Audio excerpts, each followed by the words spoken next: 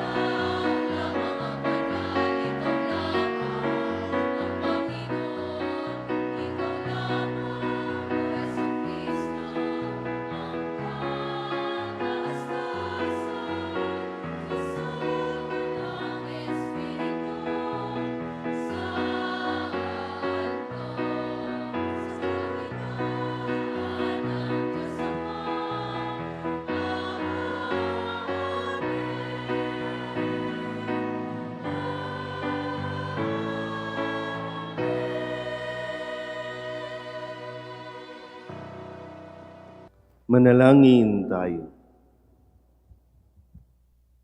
Ama naming makapangyarihan, ang ipinagkatiwala mo kay San Jose na misteryo ng kaligtasan ng sangkatauhan, noong ito ay iyong simulan, ay lubusin mo ngayon sa pagganap ng iyong sambayanan, pakundangan sa kanya ring panalangin, sa pamamagitan ni Jesucristo, kasama ng Espiritu Santo, magpasawalang hanggan. Amen.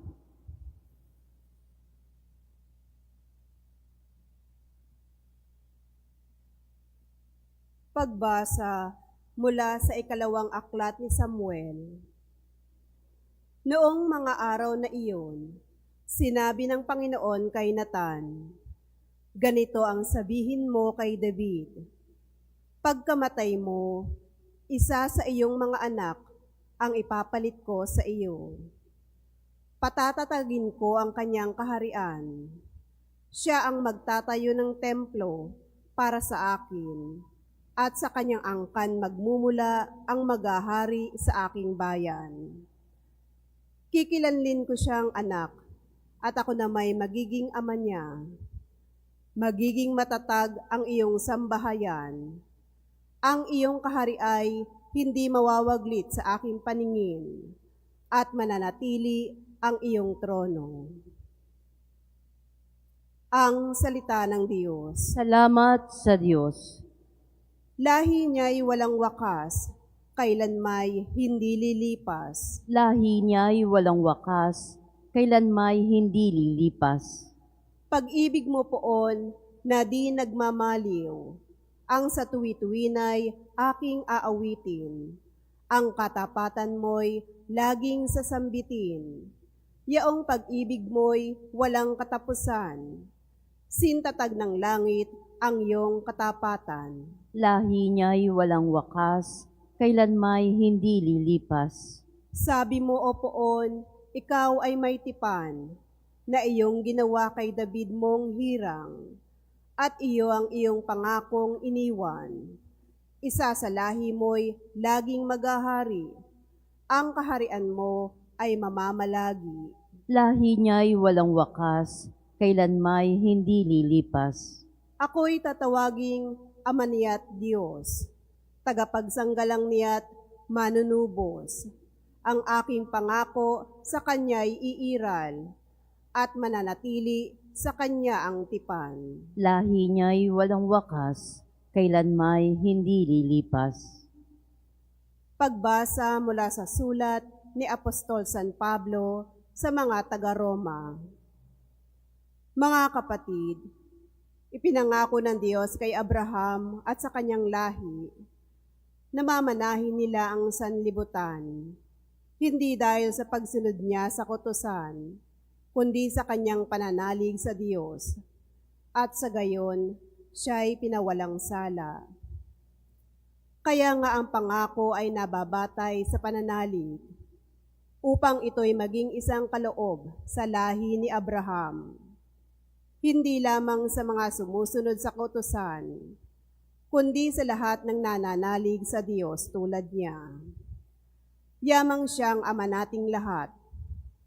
Ganito ang nasusulat, "Ginawa kitang ama ng maraming bansa."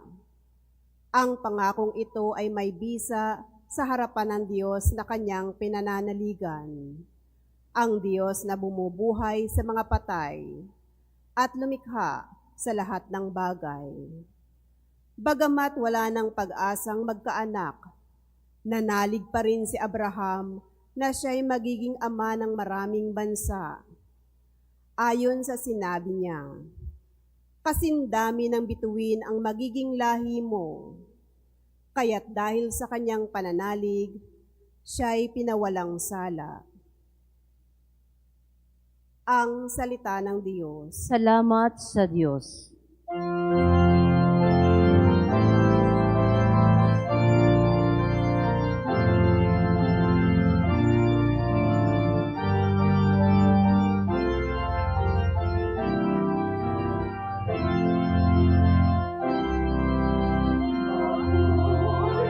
Sa'yo, Panginoong Jesucristo,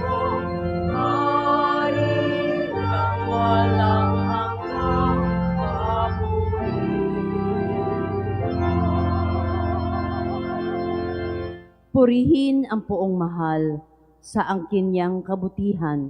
Mapalad ang tumatahan sa templo ng poong mahal, nagpupuring walang hanggan.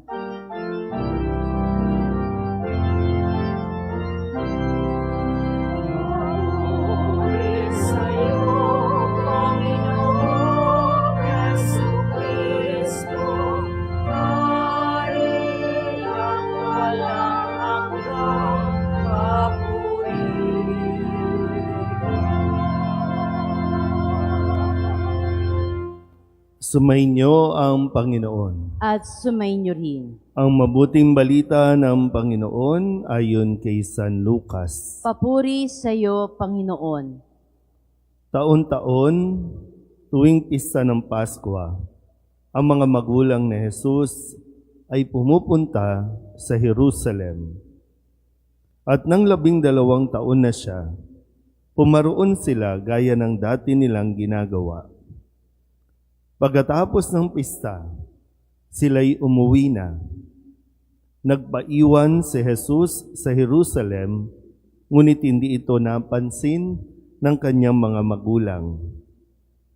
Sa pag-aakala ng isa na si Jesus ay kasama ng isa, nagpatuloy sila sa maghapong paglalakbay.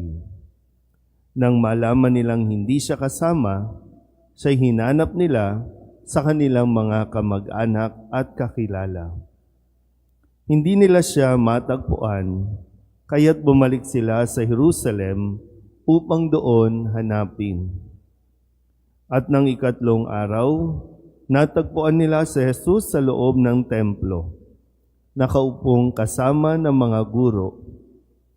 Nakikinig siya sa kanila at nagtatanong, at ang lahat ng nakaririnig sa kanya ay namangha sa kanyang katalinuhan. Nagtaka rin ang kanyang mga magulang nang siya'y makita. Sinabi ng kanyang ina, "Anak, bakit naman ganyan ang ginawa mo sa amin? Balisang-balisa na kami ng iyong ama sa paghahanap sa iyo." Sumagot siya, "Bakit po ninyo ako hinahanap? Hindi ba ninyo alam na ako'y dapat na nasa bahay ng aking ama?" Ngunit hindi nila naunawaan ang pananalitang ito. Siya'y umuwing kasama nila sa Nazaret at naging isang masunuring anak. Ang mabuting balita ng Panginoon. Pinupuri ka namin, Panginoong Hesukristo. Isang magandang umaga po sa inyong lahat. Maligayang kapistahan po. Sino po ang mga taga-gagalangin? Taas po ang kamay ng mga taga-gagalangin. Sa iba po, maligayang pagdating sa tahanan ni San Jose. At dito po sa mga taga-gagalangin, sana naman magpakain kayo mamaya. Di ba pag piyesta, nagpapakain, dahil yan ay isang tanda ng ating pagpapasalamat sa mga biyaya na ating natatanggap sa tulong ng ating patron na si San Jose. So hindi lang tayo basta lapit ng lapit kay San Jose, dasal tayo ng dasal kay San Jose, tapos nasasagot naman, binagkakaloob naman sa tulong ni San Jose, bakit ang kuripot ninyo? Pakain kayo sa mga kapitbahay ninyo mamaya, ha? Kasi dito sa ating parokya, dito sa Gagalangin, hindi nasanay yung mga tao na magdiwang sa mismong araw ng kapistahan ni San Jose. No? Ito, yung ating patron. Nasanay sila na tuwing 3 linggo ng Mayo, doon nagsiselebrate. Doon nagkakainan, naghahandaan, nagpa-party-party. So, hindi naman natin po inaalis yun. No? Pero sana sa mismong araw din, maramdaman natin at iparamdam natin sa mga tao na napakalaking bagay, napakalaking tulong ng presensya ni San Jose. No? Na siyang patuloy na nagtatanggol sa bawat pamilya. Kaya ngayon, sa ating Ebanghelyo, narinig natin ang isa sa mga kwento ng mag-asawang si Maria at si San Jose. Medyo nawawala na kasi itong bagay na ito, no? Yung sabi kasi sa unang bahagi, taon-taon tuwing pista, ang mga magulang ni Jesus ay pumupunta sa Jerusalem. Dahil yun yung para bang prescribe para sa kanila. Pero sa konteksto din, kung uunawain natin mabuti, walang say ang mga kababaihan. Kung ano ang paniniwala, kung ano ang pananampalataya ng tatay, ng ama ng tahanan, yun ang pananampalataya ng buong pamilya. So, marahil, si Jose, sabi nga po, si Jose ay tapat na lingkod din ng Panginoon. Hindi siya mayaman, kaya nga karpentero ang kanyang hanap buhay, simpleng tao, pero tapat siya sa kanyang pananampalataya. So, taon-taon, si Jose ang nagdadala sa kanyang mag-ina doon sa templo, doon sa Jerusalem.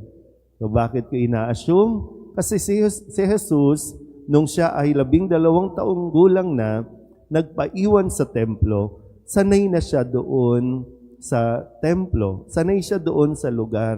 Kaya nagpaiwan si Jesus. Na inaakala naman ng dalawa, ni Maria at ni Jose, nawawala si Jesus.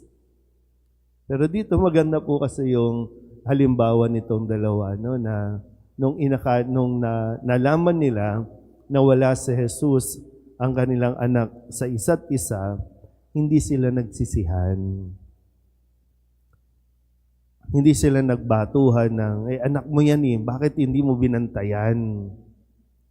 Kundi, sabay nilang hinanap, sabay nilang binalikan kung saan nila nawaglit sa kanilang paningin si Jesus. At malaking bagay yun, Malaking bagay yun para sa mga mag-asawa, lalong-lalo na po sa mga tatay o asawa, na dapat siya ang mangunguna, siya ang dapat na kakitaan ng pananampalataya. Hindi lang kayo basta sa mga tatay na naririto, maging sa mga online, hindi lang kayo tatay para mag-provide ng pangangailangan ng inyong pamilya. Pinakamahalagang kailangan ninyong i-provide pananampalataya sa Diyos, katapatan sa Diyos. Hindi pwedeng dahil, lalaki ako. Minsan yung mga tatay, pag sinabing lalaki, medyo awkward para sa kanila ang mag-sign of the cross, ang lumuhod, ang magrosaryo, ang magsimba. Kung alam niyo lang yung napakalaking epekto sa isang pamilya na mismong ang tatay ang nagyayaya na magsimba ang pamilya. Yung hindi ka papayag, yung bang yung tamang higpit mo, ipinapakita dito na kailangan, dapat tayong magsimba.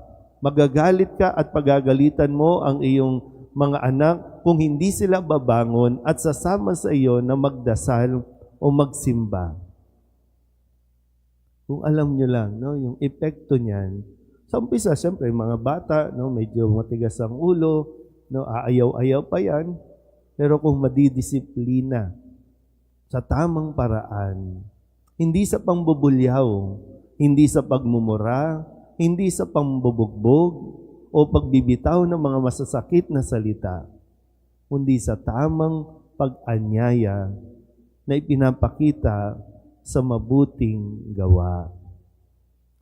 Kaya nawa, minsan, napapansin natin ngayon, karamihan, mga kababaihan ang pumupuno ng simbahan.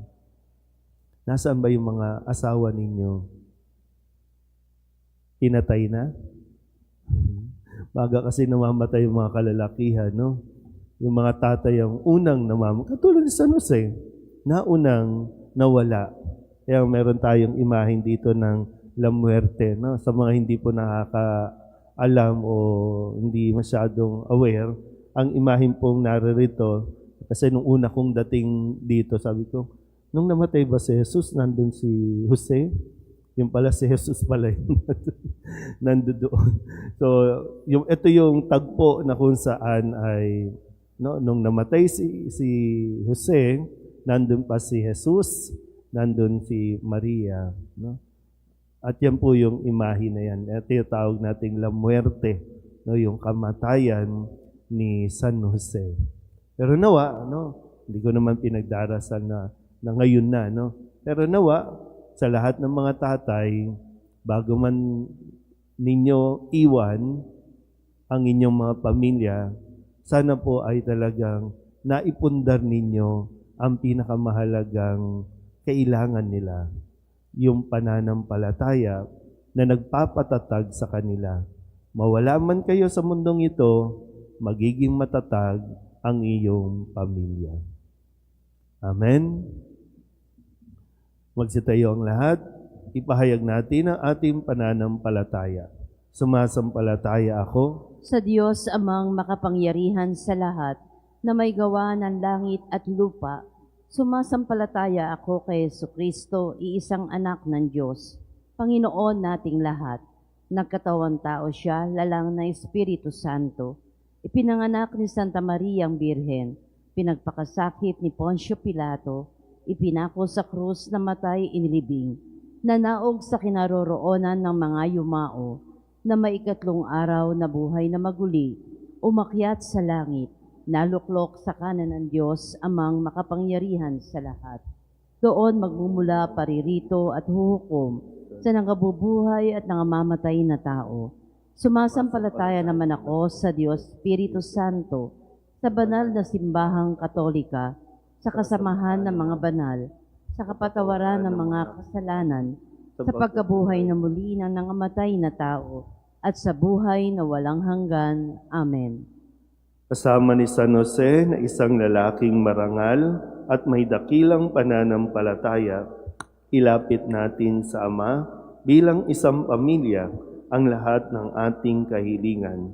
Ang ating itutugon, Panginoon, dinggin mo ang aming panalangin. Panginoon, dinggin mo ang aming panalangin. Ang simbahang naglalakbay, naway humikayat sa mga tao sa ganap na pagpapanibago ng kanilang buhay kay Kristo sa pamamagitan ng kanilang tapat na pagpapatotoo sa salita at gawa.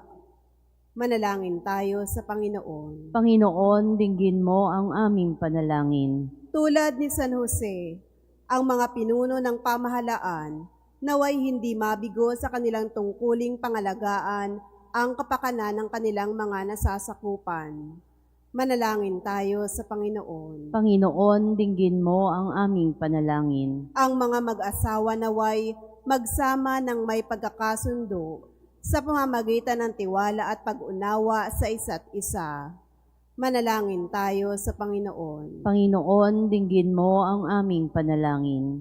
Ang mga nangangalaga sa mga may sakit, mga matatanda, mga may kapansanan, mga nangungulila o namimighati, naway palakasin sa kanilang mga pagsisikap.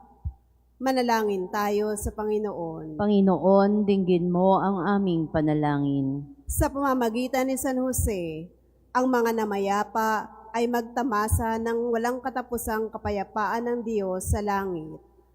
Manalangin tayo sa Panginoon. Panginoon, dinggin mo ang aming panalangin.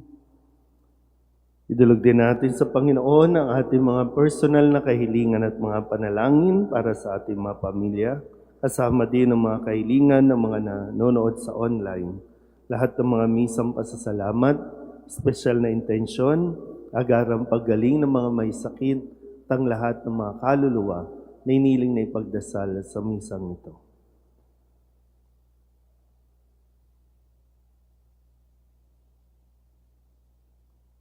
Ang lahat ng ito iniling namin sa ngalan ng Kristo ang aming Panginoon. Amen.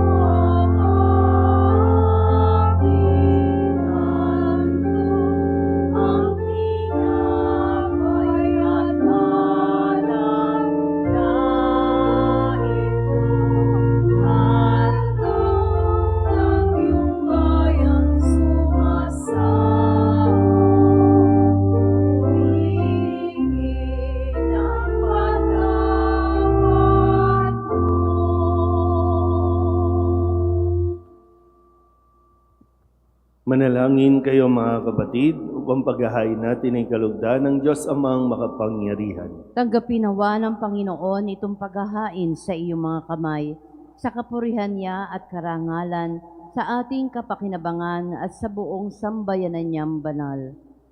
Ama naming lumikha, ang maasahang paglilingkod ni San Jose sa iyong anak na isinilang ng mahal na Birheng Maria ay siya rin nawang maganap sa aming paghahain na loobin mong magawa namin ng may malinis na puso sa pamamagitan ni Jesucristo kasama ng Espiritu Santo magpasawalang hanggan. Amen. Sumainyo ang Panginoon. At sumainyo rin. Itaas sa Diyos ang inyong puso at diwa. Itinaas na namin sa Panginoon. Pasalamatan natin ang Panginoong ating Diyos. Marapat na siya ay pasalamatan. Ama naming makapangyarihan, tunay nga marapat na ikaw ay aming pasalamatan. Ngayong pinagdiriwang ang dakilang kapistahan ni San Jose, kabiyak ng puso ni Maria. Niloob mong magpakasal kay Mariang Birheng Mahal, si San Joseng maaasahan sa pananagutan upang may amang lumingap sa angkang kinabibilangan ng iyong anak sa kapangyarihan ng Espiritong Banal. Isinilang ni Maria ang anak mong minamahal at para sa kanila, si San Jose naghanap buhay. Kaya kaysa ng mga anghel na nagsisiawit ng papuri sa iyo nang walang humpay sa kalangitan, kami nagbubunyi sa iyong kadakilaan.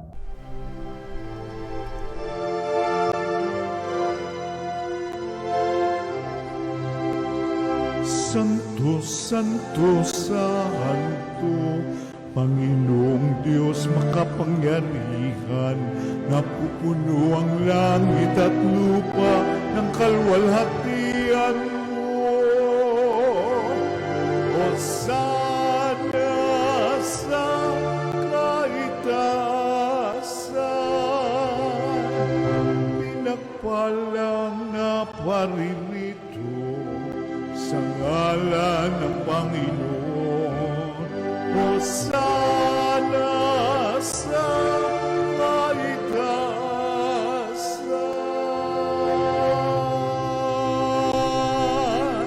Ama naming banal, ikaw ang bukal ng tanang kabanalan.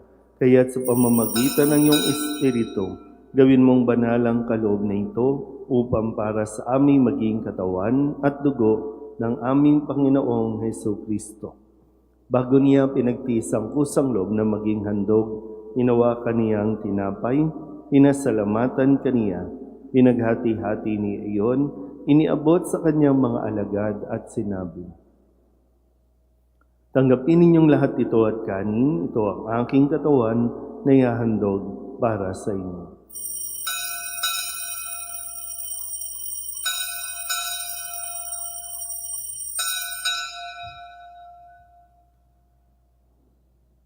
Gayun din naman, nung matapos ang hapunan, hinawakan niya ang kalis, muli kaniyang pinasalamatan. Iniabot niya ang kalis sa kanyang mga alagad at sinabi, "Tanggapin ninyong lahat ito at inumin. Ito ang kalis ng aking dugo, ng bago at walang hanggang tipan, ang aking dugo na ibubuhos para sa inyo at para sa lahat, sa pagpapatawad ng mga kasalanan. Gawin ninyo ito sa pag-alaala sa akin."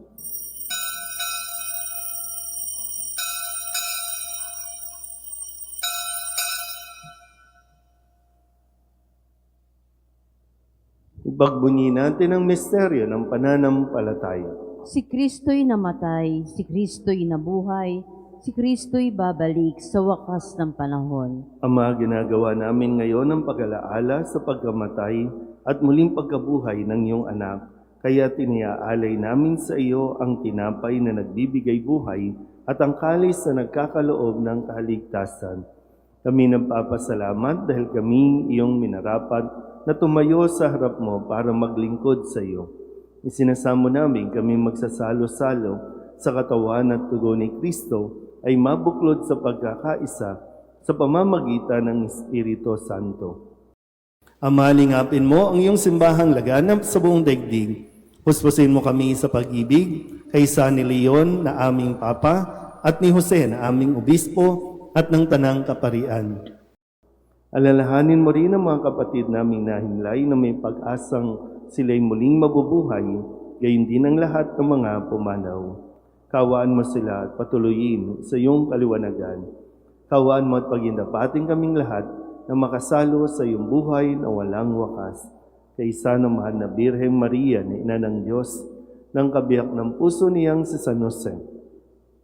Kaisa ng mga apostol at ng lahat ng mga banal na namuhay dito sa daigdig ng kalugod-lugod sa iyo, may pagdiwang nawa namin ng pagpupuri sa ikararangal mo sa pamamagitan ng iyong anak na aming Panginoong Hesu Kristo. Sa pamamagitan ni Kristo, kasama niya at sa Kanya, ang lahat ng parangal at papuri ay sa iyo, Diyos Amang makapangyarihan, kasama ng Espiritu Santo, magpasawalang hanggan.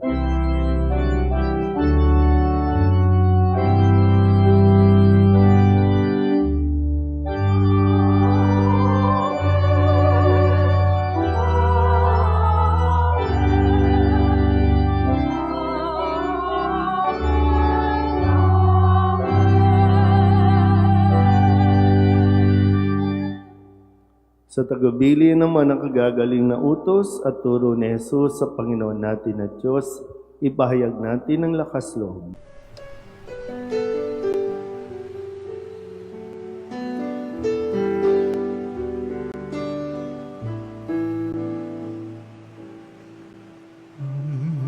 Namin sumasalangit ka, sambahin ang ngalan mo, mapasamin ang kaharian mo, sundin ang loob mo dito sa lupa para nang sa langit. Bigyan mo po kami ngayon ng aming kakanin sa araw-araw at patawarin mo kami sa aming mga sala para ng pagpapatawan namin sa nagkakasala sa amin, at huwag mo kaming ipagdulot sa tukso, at yadya mo kami sa lahat ng masama. Hinihiling namin kami iadya sa lahat ng masama, pagkalooban ng kapayapaan araw-araw, iligtas sa kasalanan, at ilayo sa lahat ng kapahamakan, samantalang aming pinananabikan ang dakilang araw ng pagpapahayag ng tagapagligtas naming si Hesu Kristo. Sapagkat iyo ang kaharian at ang kapangyarihan at ang kapurihan magpakailanman. Amen. Panginoong Hesu Kristo, sinabi mo sa iyong mga apostol, kapayapaan ang iniiwan ko sa inyo, ang aking kapayapaan ang binibigay ko sa inyo. Tunghayan mo ang aming pananampalataya at huwag ang aming mga pagkakasala. Pagkalooban mo kami ng kapayapaan at pagkakaisa ayon sa iyong kalooban, kasama ng Espiritu Santo, magpasawalang hanggan. Amen. Ang kapayapaan ng Panginoon ay laging sumainyo. At sumainyo rin. Magbigayan po tayo ng kapayapaan sa isa't isa.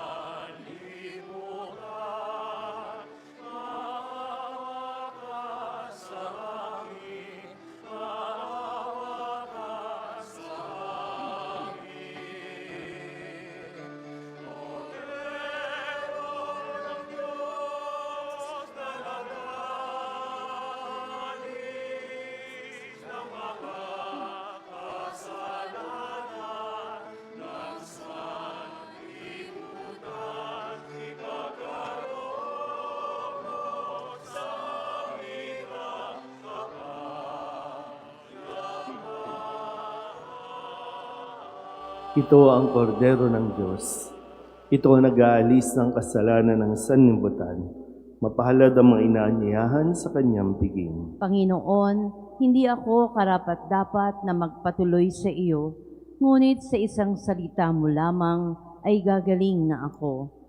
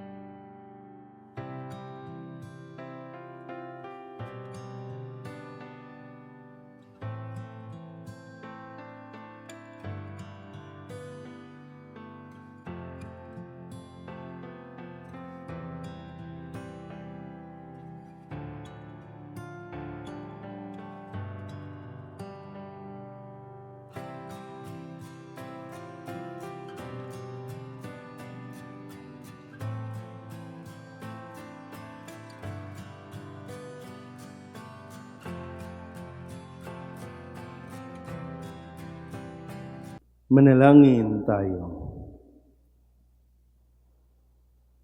Ama naming mapagmahal, ang iyong angkang nagagalak sa dakilang kapistahan ni San Jose at iyong pinapakinabang sa banal na pagkain sa iyong hapag ay lingapin mong lagi at panatilihin mong tumanggap ng iyong kaloob sa pamamagitan ni Jesucristo kasama ng Espiritu Santo magpasawalang hanggan. Amen.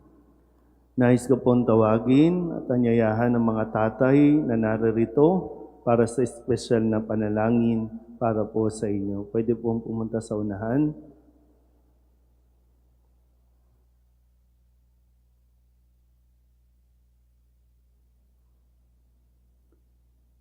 Panalangin at pagbabasbas para sa mga ama at asawa. Ama naming makapangyarihan, sa tulong ni San Jose, Ama ng aming Panginoong Hesukristo, isang huwaran na tagapag-alaga, kami lumalapit sa iyo upang humiling ng iyong gabay at pagbabasbas para sa lahat ng mga ama at asawa. Pinagdarasal namin ang mga ama at asawa na narito ngayon na sila ay magpatuloy na magsilbing mabuting modelo ng pananampalataya, pagmamahal at sakripisyo. Naway sila'y palakasin ng iyong banal na tulong upang magampanan nila ang kanilang mga tungkulin bilang mga tagapag-alaga at tagapagtanggol ng kanilang mga anak at asawa. Sa tulong ni San Jose, magpatuloy nawa kayong maging gabay at tagapagtanggol at maging tagapagpahayag ng pag-ibig ng Diyos sa inyong mga pamilya. Naway mapuno kayo ng karunungan at pasensya sa bawat takbang ng inyong buhay. Inilalapit namin ang lahat ng mga ama sa iyong mga palad. Ipinagpapasalamat namin ang kanilang mga sakripisyo at inihiling namin ang iyong patnubay at pagpapala sa kanilang buhay. Inihiling namin ito sa ngalan ni Jesucristo, aming Panginoon. Amen. Pintakasing San Jose, Panalangin mo kami.